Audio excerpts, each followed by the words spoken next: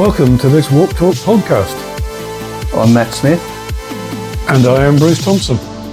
And together we're taking you on adventures in cybersecurity. We hope you enjoy the episode.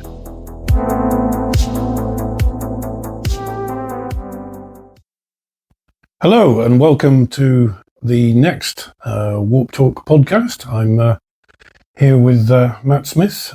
I'm still Bruce Thompson, and we thought we would investigate warps a little bit more today. We're recording this just after Easter Sunday, and Matt has brought along some lovely mini eggs. So we've been munching chocolate whilst we've been setting up and drinking coffee, and I guess we're good to go, Matt? I think so. Yeah, I think it's worth doing this because there are, running warps over the years. You get new people coming on board, and they don't necessarily have a full understanding about what warps really are and the history. And I think that's where this idea has come from. Yeah, pretty much so. So if we go back to, let me think, 2003, I believe, wasn't it? Yep. What was the original idea of the sort of warp operator's role? Because I think that's evolved over the years a little bit, hasn't it? Yeah, it has. So I think you've got to look at the name, really. So warp warning, advice and reporting point.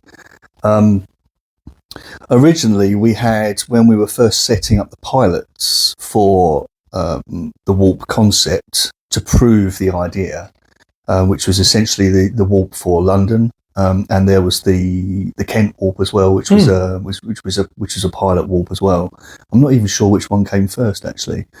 But the idea was to pull together like-minded information security professionals working in the public sector. And one of the things that we did right back at the start was we spent some time working with Microsoft to try and pull together a web-based filtered warning service. And that was kind of, it allowed members of warps to pick software and providers that they use so that they could receive alerts on vulnerabilities that are specific to their needs. Mm-hmm. And that was something that the warp operators used to have to deal with. They used to monitor intelligence from various different sources, feed that into the system, and then because it was filtered, the members would just get what they needed and avoid all of the dross that is not applicable to them. So if I was running Cisco networks, I would just tick a box for Cisco or something. Yep, and that would provide a value add to the members because it saves them time. So that was really one of the main challenges for a warp operator.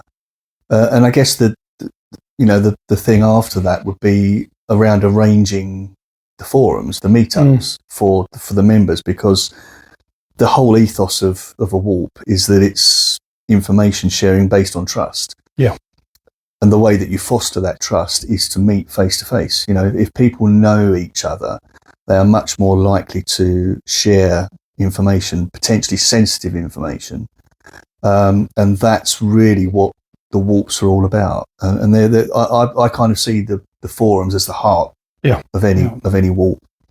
I suppose it's that kind of, it's about being a human, isn't it? It's that social interaction that builds the trust that then means that you can share some quite sort of sensitive information. Yeah, and certainly, working with CPNI or NICE as they were back in 2003. Sorry, Matt, CPNI?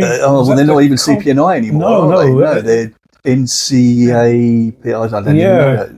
The newer. Yeah. So that was the Centre for the Protection of the National Infrastructure, right. as was. Yeah, exactly. And back then it was NICE was the National Infrastructure Security Coordination Centre. Oh, well done. Yeah, I was struggling with that one. So we worked with them to set up these proof of concept warps, and one of the things that they found was that they were not getting central government departments to report incidents into them, and they believed that it was because there was no trust. They didn't know each other face to face. so that, the idea of meeting face to face and building that trust helped them with their problem as well.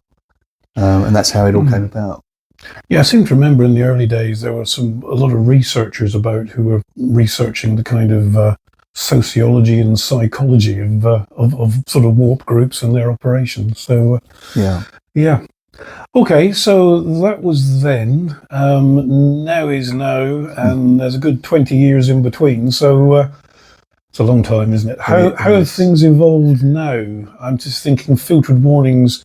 That does sound a bit tarragony, but we'll come back to that later. I've got a few updates on that. But what's the now position for a warp operator? I think the biggest change, and you've kind of alluded to it there, is the filtered warnings. I don't think there are any warps now that use that. Certainly the warps that we are involved with, ISFL for London and Southeast Warp, even the Southwest Warp now, housing. We use our Slack space, don't we? Yeah. So we have various different intelligence feeds feeding into the Slack space, Warp Talk Slack. And we are reliant on our members to also add data to that space, because they often come across good stuff before anybody else. Yeah, because it's happening to them, and it's. I mean, I wouldn't go as far as to say it's real time, but it's certainly quick time. Quick time, yes. And people are kind enough, focused enough to sort of post this and share it, which is. Makes it very theatre specific in terms of, broader public, sector in the UK. And I think that has a value and a uniqueness, really. Yeah, it does. And again, that kind of goes back to the whole ethos around the warps, the reporting side of warps. It's always been a tough nut to crack, getting people to report incidents, but that's what the warps are there for, because we can learn so much from an incident. It's so valuable when somebody, it's difficult, somebody suffers an incident, there's so much going on.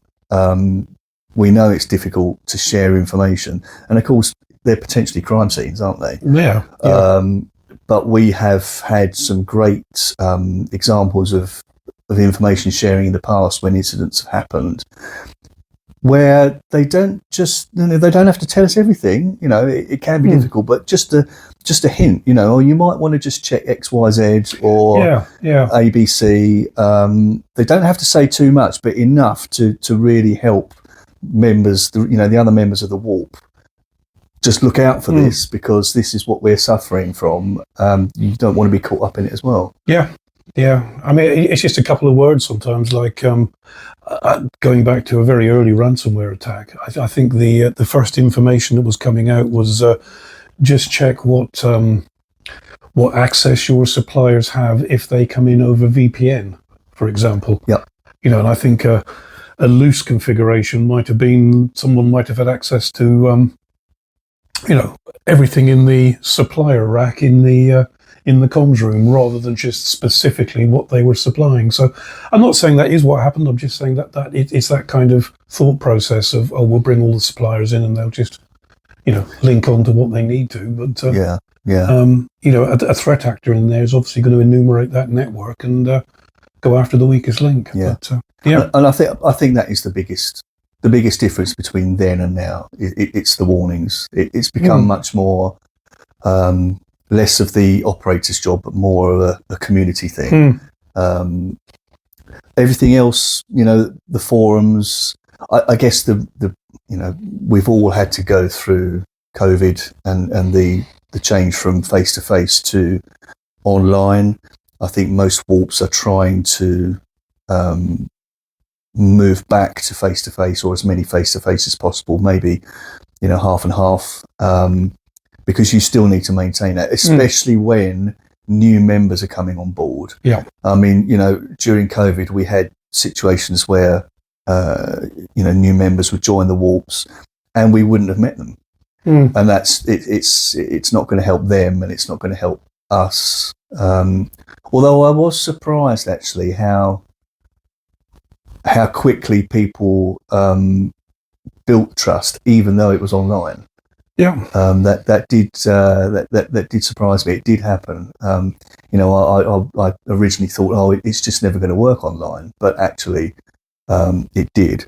But I'm glad to see that we are now moving back to face-to-face forums more now, because they are the best. You can't network online. Absolutely, and also I think it is. We're back to the human element. It was. I think at a recent Southwest Walk meeting that I popped along to with you, and as a result of that, not only have we been able to help a council in the Southwest that felt it was behind the sort of curve a little bit with regards to their cybersecurity setup. They've also managed to get their local NHS trust involved as well. Oh, fantastic. And these things tend to build purely on the sort of human relationships, I think. And you're quite right. I think Slack is, the Slack group's been quite useful because people can go on there and begin to ask questions and get responses. And so, yes, you do see those kind of interactions building. And if you find the more chatty members in Warp Talk Slack, and I'm sure those people know who they are, which is great. And there's also, I think, there's that. I suppose it's called the 1990 rule that certainly I think a few people may have heard of, where somebody starts something, 9 people tend to support it, but the other 90 find it useful, and I think on that basis.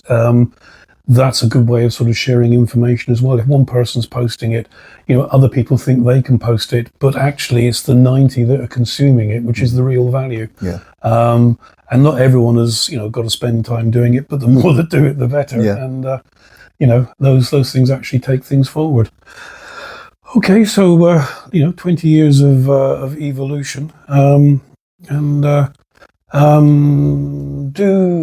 aware that you mentioned that I think, as we all know, you look after ISFL, Southeast, Southwest, and the housing warp. There are other warps around the country. Do the warp operators meet up and they do have a chat about warpy stuff? Yeah, back in the day, years ago, when NICE, CPNI. Probably was CPNI. I think they had changed to CPNI by that point.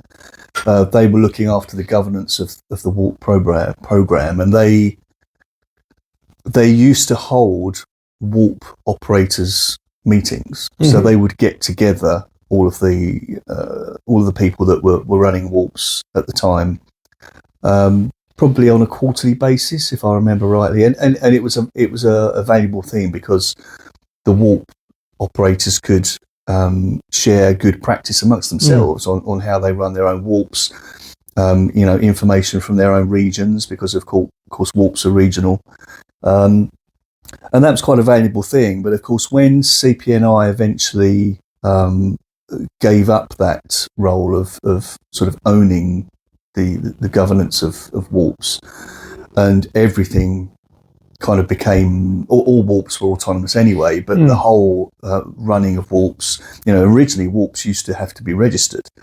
You would register to become a warp. None of that exists anymore. So the Warp Operators Forum kind of fizzled out, died a death.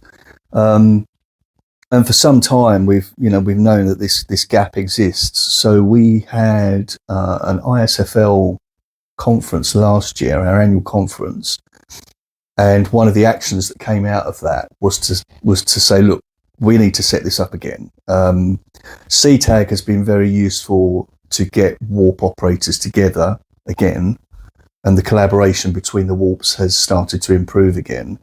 But we need this group set up again. So that's something that Shelley and I. Shelley runs the Northwest Warp, and we pulled together a new warp operators group. One of the difficulties we had was actually deciding what the definition of a warp operator was, because there are amongst some of the warps there are some grey areas where the warp operator and the warp chair Their roles kind of overlap a little bit. Okay. So they have slightly different responsibilities. Sometimes the chair does what you would think a warp operator does, and vice versa. So we've had a bit of a bit of fun trying to define that. But we have that established now. So we've now got what we call the warp operators. No, not the warp operators. Warp leads. Okay. So we're not calling it operators. We're calling it leads. Just in an attempt to try and get around that definition problem. So that now exists. We try and meet every other month, the week following our CTAG meetings. And that's been going for probably about 6 months or so now. As long as that? Okay. Yeah. I was aware you were talking about it. And, yeah. I mean, I think, again, one of the things that I think any warp member would instantly recognise would be if they moved from, I don't know, the southeast or the southwest of England to the northeast or the northwest or any points in between. Yeah.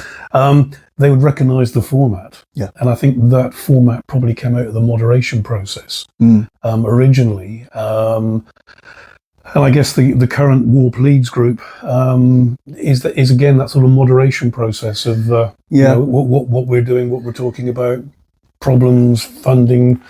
We'll come on to funding maybe in a minute, who knows? But you know, in the way that Warp structure. But yeah, that's right. And as you say, you know, I think the collaboration between the warps has never been better.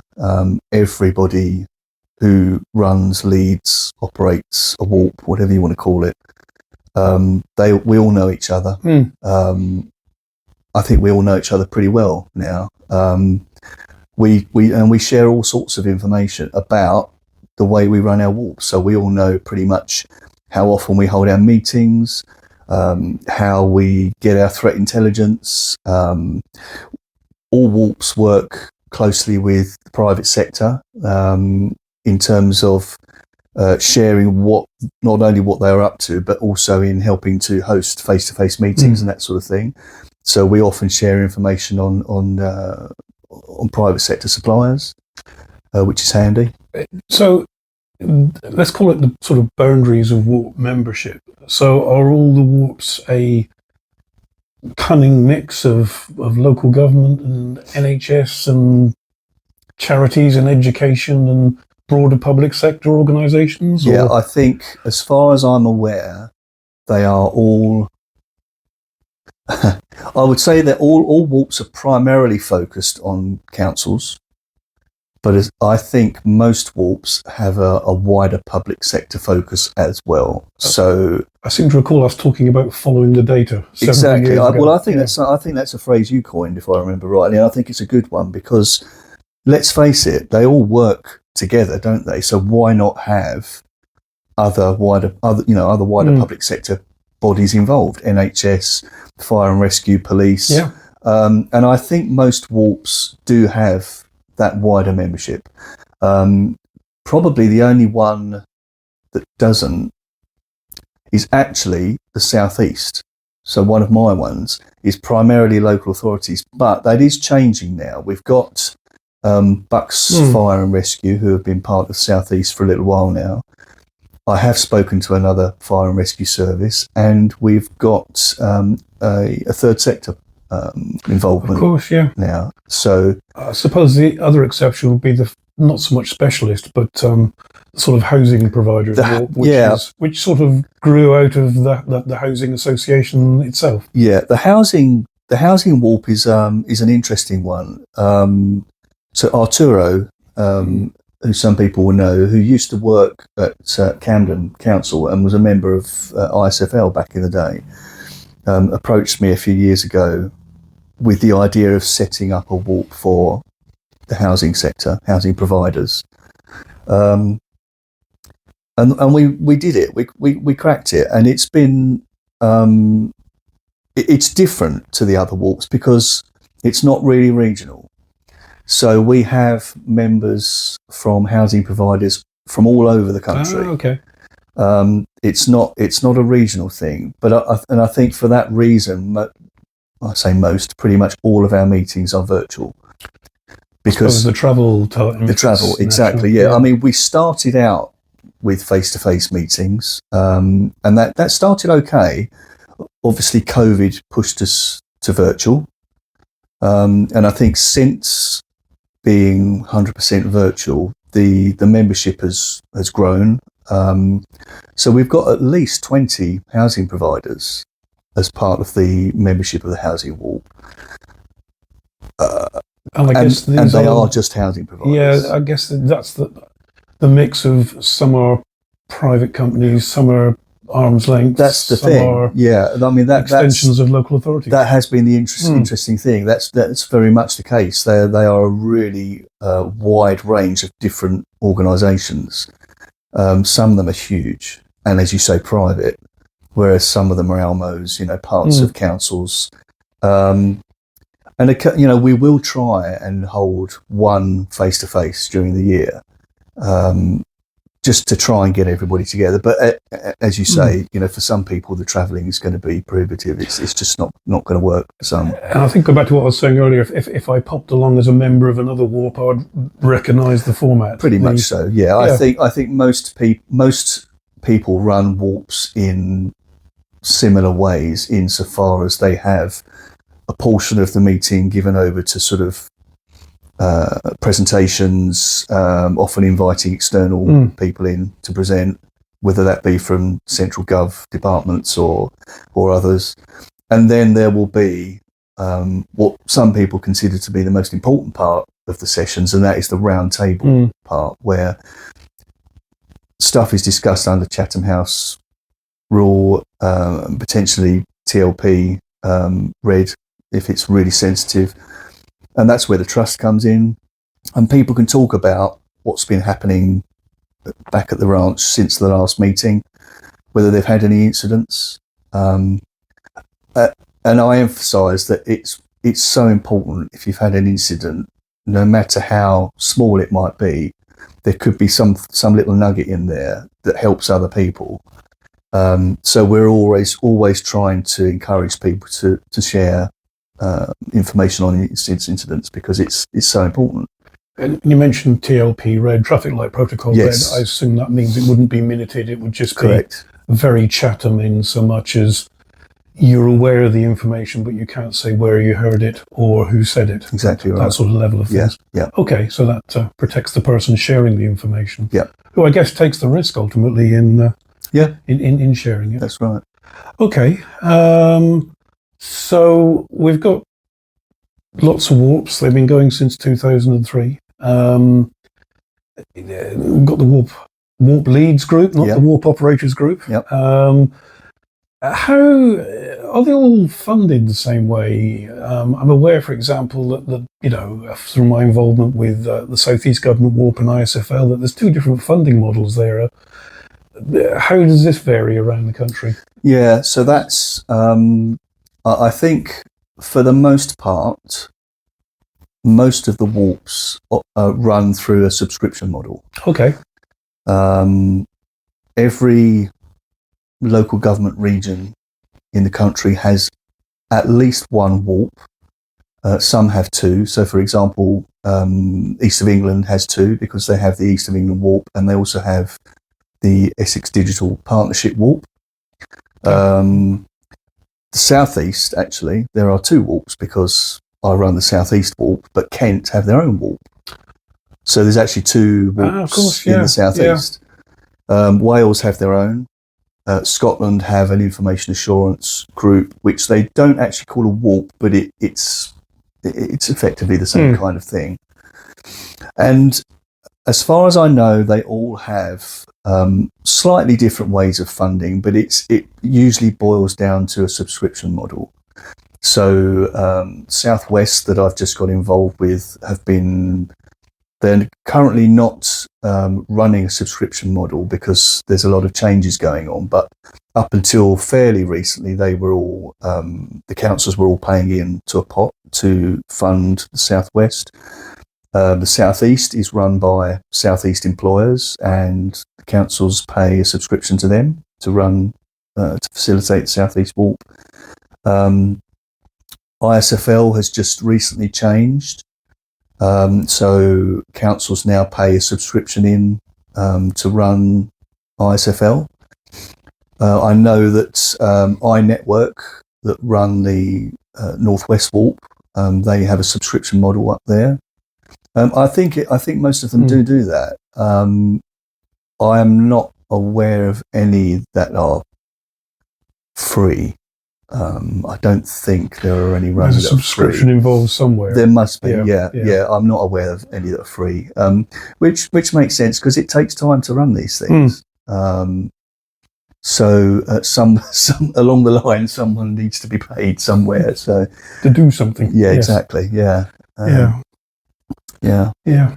Okay. I think this is sort of unpacking a lot of the kind of mystique and mystery here, Matt. This is good stuff. So we have warps. They're regional, sub-regional.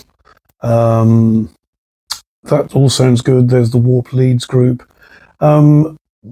Where does CTAG fit into this then? And sort of what are the differences between, say, CTAG and the warp leads group? Because it sounds like with the warp leads group, you've pretty much got things covered in terms of sort of national moderation. What's the role that CTAG plays in the life of a warp? Yeah, so CTAG, the Cyber Technical Advisory Group, was set up. How old is it now? It's probably tail end of 2016, I recall. That's good. Yeah, okay. I didn't realise it was that old. So that was set up primarily to bring together warp leads plus the NCSC, the LGA, get other some commercials. I mean, get some of the central government departments in when needed, like MHCLG, and it just provides a talk shop really for those involved in running warps and cybersecurity for local government and the wider public sector in general to talk stuff through. And that could be anything. It really could. So there are three of us, you, me, and Dr. Brett, who many of you will know, who do some core work for CTAG. And the group is chaired by Jeff Connell, who at one point was president of SOCOTIM and then took on the sort of the cyber security lead role for SOCOTIM. Didn't we invite him to an ISFL conference and asked him lots of difficult questions? Exactly. And he decided to take on that mantle. That's right. Which is, and that's kind of where CTAG came from. Yeah. And Jeff, although he doesn't have that sort of cybersecurity lead for SOCOTIM anymore, continues to chair CTAG. And he reports into the SOCOTIM local CIO group, which is now called something else. And it brings together all of those people. And of course, NCSC, you can't forget NCSC because they are there too, providing their usual information and updates. But I guess the difference between CTAG and the Warp Leads group is that CTAG doesn't provide that sort of safe space for just the leads to discuss everyday warp running business kind of thing. That's not really what CTAG is all about. And that's why, that is why the leads group was set up, because we didn't have that. I think, for me, CTAG is a little bit more sort of strategic and tactical. Yeah.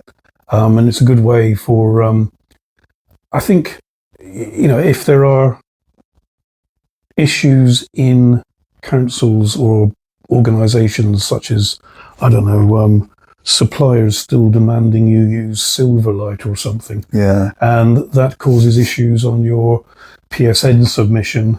It's a way of getting that voice through your warp chair coming out of the, your individual warp forum, getting that information to your warp chair who goes to CTAG, and then 2 or 3 or 4 warp chairs can then feed that into Crown Commercial, who may be able to put pressure on those particular suppliers to make a change, or to move their technology along a bit. And there's that sort of conduit, I think, which is quite important.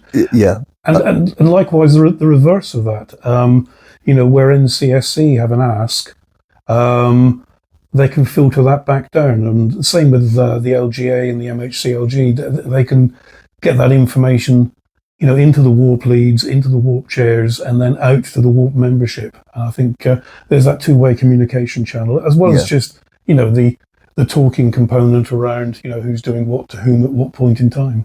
I think you said the word that I was going to say, conduit. I think it's exactly that. I mean, CTAG can act as a great hub for information flowing by both ways. If there's somebody like NCSC or MHCLG that wants to get a message out, it can be done through CTAG to the warp leads and then back out to their members, and it works the other way.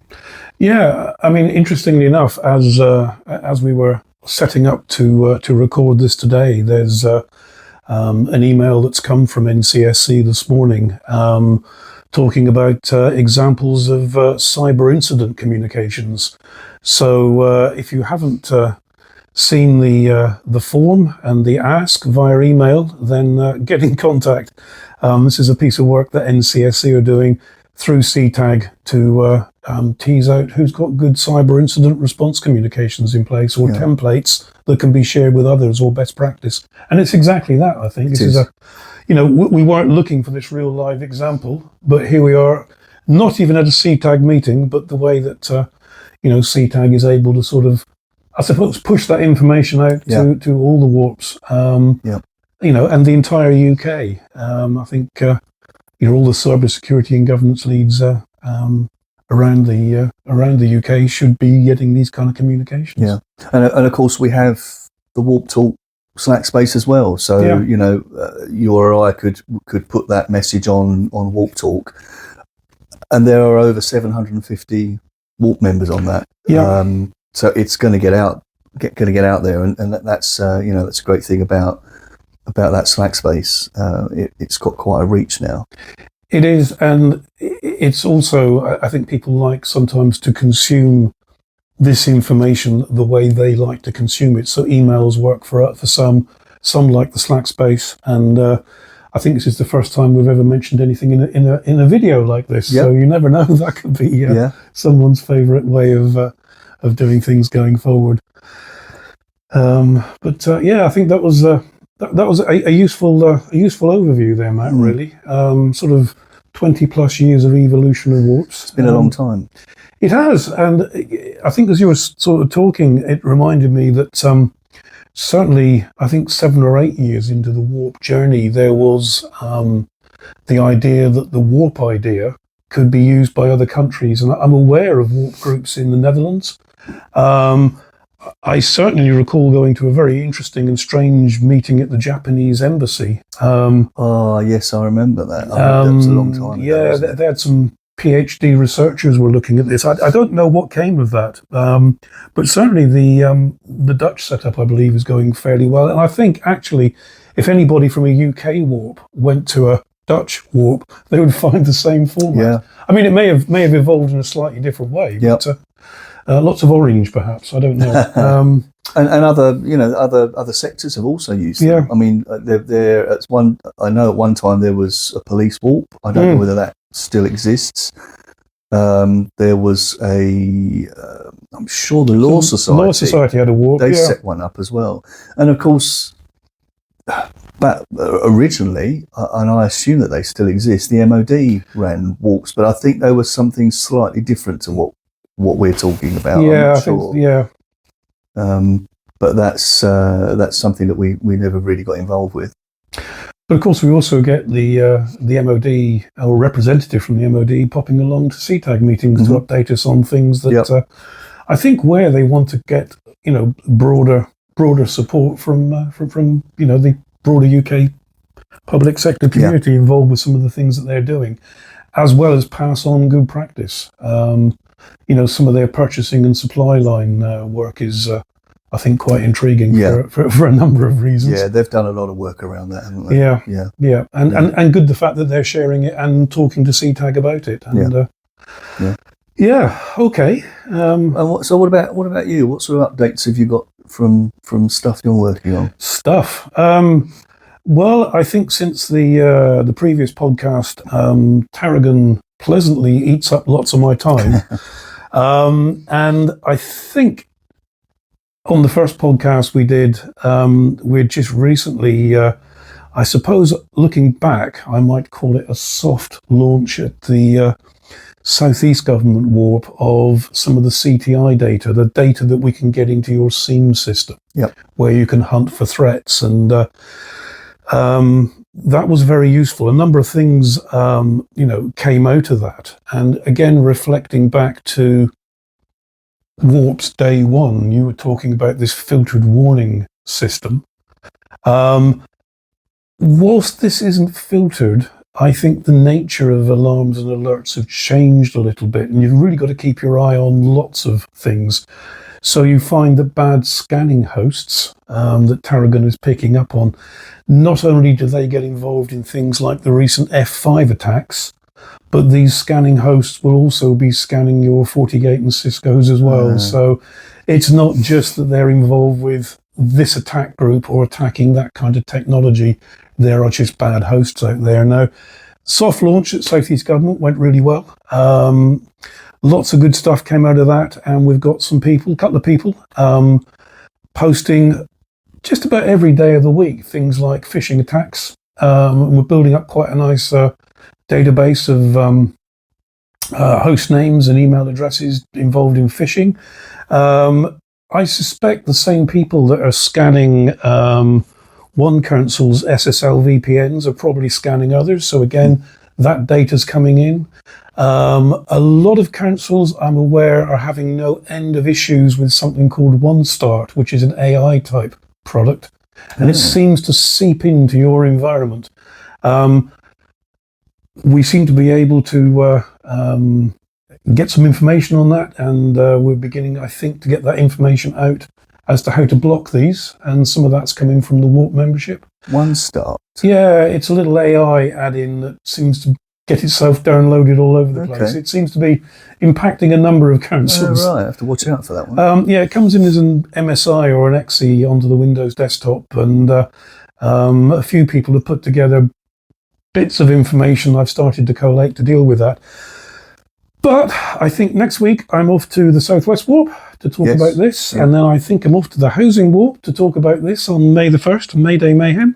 And with Tarragon now, there are the data feeds where you can block some of this scanning, and there's also this, let's call it cyber threat intelligence data you can read into your SIEM, and that works fairly well on a number of SIEMs, and it was a little bit tricky getting it into Sentinel, and we know Sentinel's popular, but that is now fully operational. Fantastic. So by the time you're watching this, who can say, I'll certainly be making that data available at the Southwest Warp, and I'll be sharing it with Southeast Government Warp members.